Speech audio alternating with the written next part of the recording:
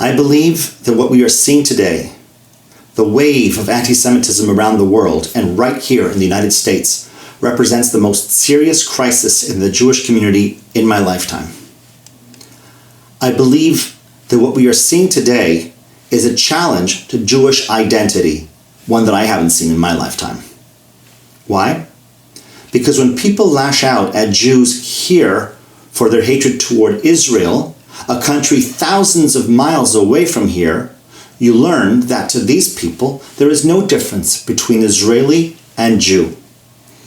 The ground is shifting beneath us.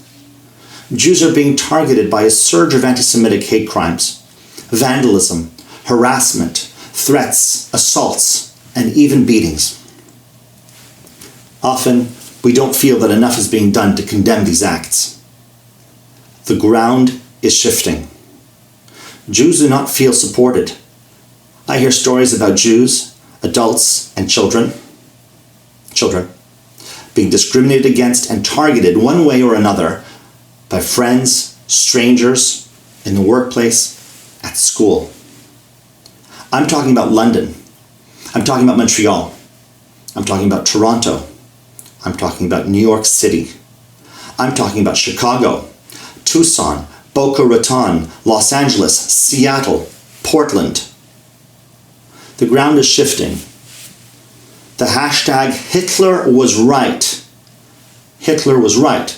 is trending on Twitter and doesn't seem to violate Twitter's community standards. People are losing friends. Our children, online and in person, are being marginalized, bullied, blamed, and they're being dismissed when they voice concern, sometimes by their peers and sometimes by school administrators. And on and on. The Torah reading this Shabbat, Shlach Lecha, speaks of the 12 scouts, leaders from each tribe, and each one is named. Shamua, son of Zakur, from the tribe of Reuven. Shaphat, son of Chori, from the tribe of Shimon. Kalev, son of Yefuneh, from the tribe of Judah, of Yehudah. Each one is named, and their origin is noted. Their origin matters. Where they came from, who they came from, is part of their identity. I want to tell you about my identity. I want to tell you about my origins. When I say that I am a Jew, this is what I mean. I am part of a people. My people were enslaved and our homeland was taken from us. We know. The history books, they know. Many of our stories that lay buried under the earth for centuries and for millennia have been uncovered. The Roman encampments at Masada are still visible to the naked eye. My people are the same people as the scout Kalev ben Yefuneh, the people of Judah. My people were conquered by the Romans and became known as Judeans. My people were persecuted and became an oppressed and dispersed nation in Europe, the Middle East, and North Africa for 2,000 years. Facing marginalization, massacres, pogroms, and even the Spanish Inquisition, our 2,000-year history of life in Europe ended in genocide and in massive ethnic cleansing from the entire Arab world, all within the last 80 years.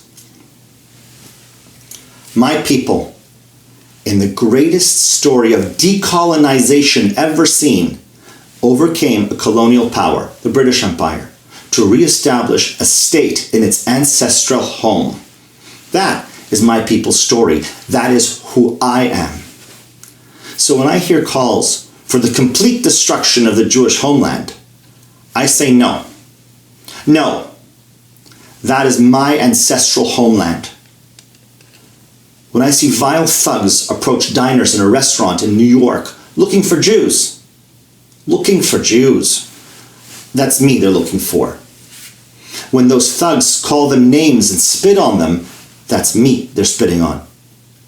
When a mother holding her child here in this city is told to her face that Hitler should have finished the job, I know that that mother is me.